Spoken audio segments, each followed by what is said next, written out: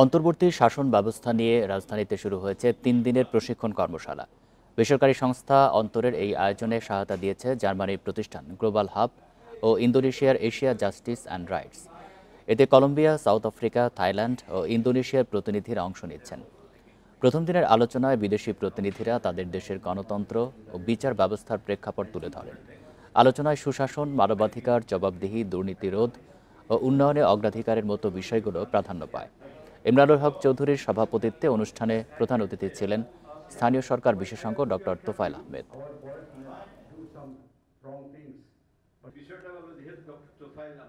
The civil society in Bangladesh should take more responsibility in future. এই কর্মশালায় অনেক গুরুত্বপূর্ণ বিষয় উঠে এসেছে। ট্রানজিশনাল জাস্টিস ও রিফরমেশনকে আরও ফলপ্রসূ করতে হবে।